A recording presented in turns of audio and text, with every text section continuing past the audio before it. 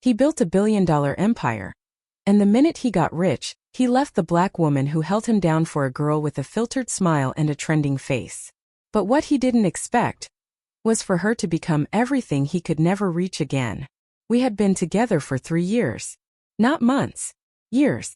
I stood by him when his bank account was in single digits.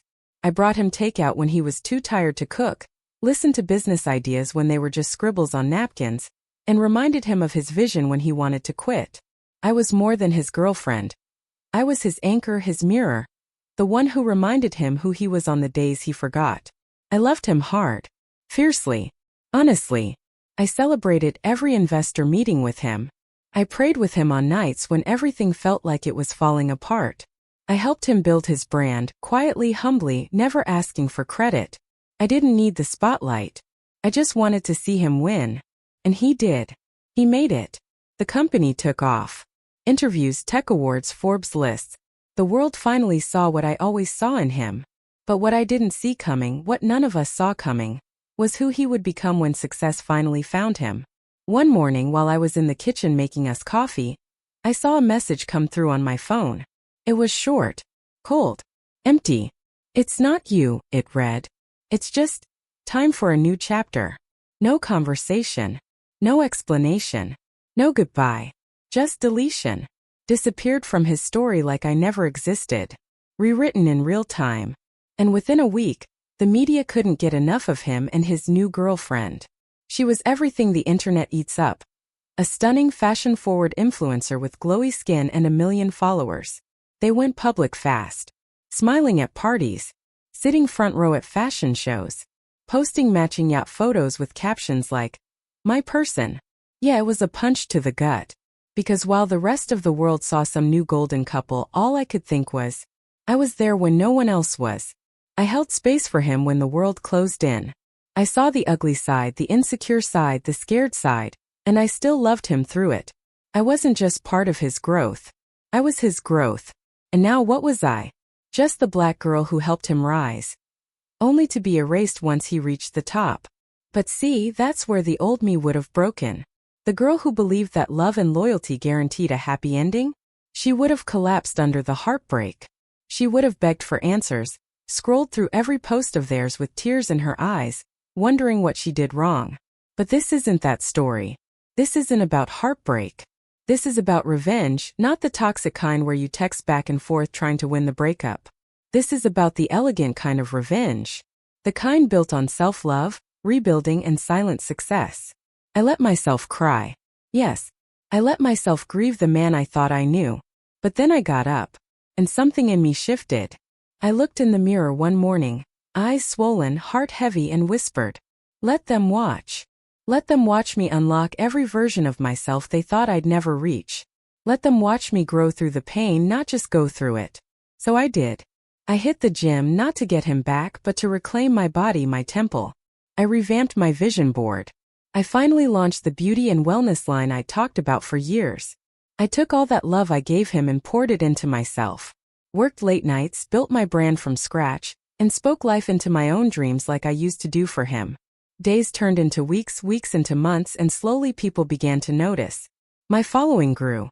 My brand took off. Press started reaching out. I wasn't just surviving. I was rising. Quietly. Gracefully. Powerfully. And best believe they noticed too. He watched. Oh, he definitely watched. Silent Instagram views, mutual friends with stories. He didn't say much, but his absence spoke volumes. She watched. I saw it in her forced smiles when our paths crossed at events. Maybe she thought she won something. Let her feel that for now. Because the truth is, what they did gave me something even better. They gave me fuel. So no, this isn't about bitterness. It's about becoming. It's about knowing your value so deeply that you don't shrink when someone overlooks it. You glow instead. They tried to discard me like I was nothing more than a stepping stone. But now, I am the story. I am the success. I am everything. And I made sure they saw every moment of it. The first few weeks after the breakup were brutal. There's no pretty way to say it. I was shattered. The silence hurt more than words ever could. One minute I was in love, building a future, dreaming big with a man I believed in. The next I was invisible. Forgotten. replaced. Every moment felt heavy. Every breath, a reminder that the person I gave my heart to had chosen someone else. I cried. Not the soft movie-type crying. I mean the deep stomach-tightening sobs that leave you gasping for air. Alone in my room at night, I'd replay conversations in my head, searching for clues, wondering what I missed. I asked myself the same painful question over and over again. Was I not enough? Was I not pretty enough? Not glamorous enough? Not light-skinned enough? Was I too strong? Too supportive? Too real? For someone who suddenly wanted a version of love that looked better in selfies? The doubt ate at me. And even though I knew better, I still felt myself shrinking under the weight of rejection. But pain has a strange way of forcing you to meet yourself. One morning, eyes swollen from crying, I stood in front of the mirror longer than usual. I didn't see the broken girl who had been left behind. I saw a woman who had been giving her all to someone else, but had forgotten to give that same love to herself. That's when I whispered those 3 words loud enough for my soul to hear. Let them watch. Let them watch me turn pain into purpose. Let them see me rise from the ashes they left me in. Let them whisper about how quiet I've been while I rebuild in silence. Let them assume I'm losing, until they realize I've been too focused on my own glow to even look back. So I switched gears. No more stalking their pages. No more checking who he followed or what she posted. All that energy, it became mine again. I woke up at 5 a.m. every morning. Hit the gym not to get him back, but to get me back the strong, rooted, powerful version of me who had dimmed herself to support someone else's spotlight. I started reading again, books on healing, business, mindset, and power. I began journaling, scripting the life I wanted, not the life I lost. I poured all my energy into my business. Sleepless nights turned into product launches. Instagram posts turned into viral reels. I started talking about real things, healing, boundaries, confidence. Women resonated. My following grew. My purpose sharpened. I wasn't just healing. I was evolving into a version of myself I didn't even know existed. And the wild part? People started noticing. Old friends, old teachers, even strangers who had once scrolled past my page without a second thought. They were suddenly commenting, sharing, reposting. My inbox began to fill with partnership deals and podcast invites. Brands wanted to work with me. Magazines wanted to feature me. Talk shows started calling. But I never once said his name. I never threw shade at her. I didn't drop subliminals or post cryptic captions. I let silence be my strategy. While they posted flashy vacations and filtered selfies, I was building something that couldn't be unfollowed. A legacy. That's when I realized something powerful.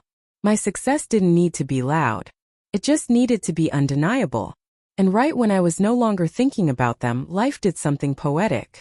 He watched. Oh, believe me, he watched. Silent Instagram views. Suggested friend on LinkedIn. Random text messages disguised as, hope you're well check-ins. I didn't respond. Not because I was angry, but because I had nothing left to say. I had already said everything I needed to through my growth. She watched too. The new girl, or should I say the girl he thought was shiny enough to replace me. I'm sure she expected me to fade.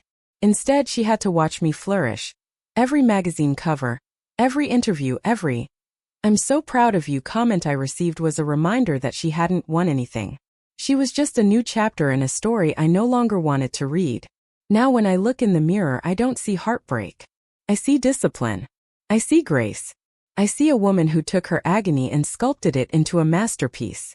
And every time someone says, "You're glowing," I smile. Because I know where that glow comes from. Comes from within. It comes from choosing me every single day. One night, exactly 9 months after he left me, I found myself standing at the entrance of a high-profile charity gala in Miami. It was one of those events you only get invited to if your name is buzzing in the right rooms, and lately mine had been whispered a lot louder than ever before. But that night I wasn't just attending, I was arriving. I wore a custom black velvet gown that hugged every inch like it was made from my own ambition. My hair was done in a way that said, "Yes, I know I look stunning, but I didn't come here for you to say it." The second I stepped into that room, it was like the air changed. People paused. My presence wasn't loud, but it was felt. This wasn't about revenge. It was about walking into a space and letting the room adjust to you, your presence, your power. I caught glimpses of people whispering, a few heads turning. Compliments floated by like music, but I was unfazed. I wasn't seeking attention. Not anymore. I had finally reached a stage where my confidence didn't come from claps. But just as I was gliding through the champagne-sipping crowd, I felt it, that unmissable razor-sharp shift in energy. And then I saw them. Him. And her. The same him who'd once held my dreams in his hands like they mattered. The same her he had left me for. All gloss and glamour, like she stepped straight out of a carefully filtered Instagram reel. Staring at them in person, the first thing I realized was how small they looked. Not physically but energetically. Something about their sparkle wasn't sparkling. Our eyes met. His jaw clenched ever so slightly, like he was caught between surprise and regret. She blinked, her smile faltering just enough to be noticed. She gripped his arm tighter, like she could sense he wasn't all there. And me? I didn't break stride. I gave them a soft, effortless smile, raised my glass and walked right past them like they were part of the venue decor. That moment, that single moment, was everything. It wasn't revenge. It wasn't a setup. I hadn't come there thinking I would run into them. But life has a way of placing you in front of the very people who doubted you, right after you've become everything they thought you couldn't be. I didn't go home that night with tears in my eyes like I had so many months ago. I didn't replay conversations in my head, wondering if I was still hurting. I had healed. I had blossomed. And now I had stepped into the next chapter of my life. One where my past no longer shaped my worth. Even still, at around midnight, while I was back in my suite taking off my jewelry and sipping tea, my phone lit up. It was him. The message was simple. You look amazing tonight. I hope you're doing well. I stared at it for a second, the words glowing on my screen, heavy with unspoken meaning. But I didn't feel anything. Not anger. Not longing. Not bitterness. I didn't even feel tempted to reply. Because the truth is, I was doing well. Truly. Authentically. On my own terms. I was waking up every day clear-minded, self-assured, fulfilled. The version of me who once would have waited by the phone hoping for a message from him? She didn't live here anymore. I didn't respond. Not out of pettiness. I didn't need to be cold. I just didn't need to go backward. Growth didn't require revenge. It required boundaries. He had made his choice when he walked away. And now I had made mine. That night, sitting alone in my success, one truth hit me harder than ever. He chose sparkles over substance. Plastic over passion. He picked the image over the soul, and for a while he probably believed he had traded up, until he realized he'd simply traded depth for decoration. What he didn't know was, while he moved on, I didn't just sit in silence. I leveled up. Quietly. Deliberately. Beautifully. I built a life that no longer needed validation from someone who couldn't see my worth when it mattered. I created version 2.0 of me, not to prove him wrong but to prove myself right. Right to trust my own power. Right to believe I could rise from the ashes he left behind. Right to know that closure didn't come from an apology, it came from evolution. And tonight, he and the whole world saw what I became when I chose myself. Let them watch. They watched. Oh, they watched. Silently. Curiously. Maybe even a little bitterly. But they watched. They watched as I launched a wellness brand created specifically for women of color. A space where we could feel seen, celebrated, and supported. A brand born from my own healing, turned into a mission to help other women heal too. We sold out in 48 hours. I didn't even have to run massive ads or beg for attention. The women showed up. The community showed up. Because realness doesn't need to scream. It resonates. They watched the headlines shift. Watched Forbes name me a rising powerhouse transforming the wellness industry. They watched podcast hosts invite me to share my story, not as someone broken by betrayal, but as a builder, a leader, a visionary. And meanwhile, slowly, quietly, their names faded. Their relationship, once paraded across every blog and post, started to lose its shine. Time exposed what filters tried to hide. Because when love is built on aesthetics and attention, it crumbles the moment it's no longer trending. But me? I had become more than a moment. I was a force. I didn't need to clap back. I didn't write angry captions. I didn't throw shade, not even once. I knew people were watching, waiting, hoping I'd break or speak out, that I'd spill the messy details of our breakup, cry on a podcast, or accidentally like a shady tweet. But I didn't, because truth didn't need my words. My wins spoke loud enough. Every sold-out launch, every customer testimonial, every article that led with "Meet the Woman Reshaping How We See Wellness." That was all the clarity I needed. Let them assume. Let them speculate. I was too busy becoming. And it wasn't all about business or press. It was deeper than that. The more I grew, the clearer it became. This was bigger than him. Bigger than revenge. Bigger than proving my worth to anyone who couldn't see it the first time. This was about purpose. One afternoon, after getting off a Zoom call with a powerful panel of Black women in wellness, I sat by my window sipping tea, and it hit me. I had gone from being heartbroken and humiliated to founder, CEO, speaker, healer. And it wasn't just because I worked hard, though I did. It was because I refused to let being left define me. So I took it a step further. I started a mentoring program, designed specifically for young Black girls with big dreams and broken hearts. The kind of girls who've been told they're too much or not enough. Girls who've poured love into others only to be left empty. Girls like the one I once was.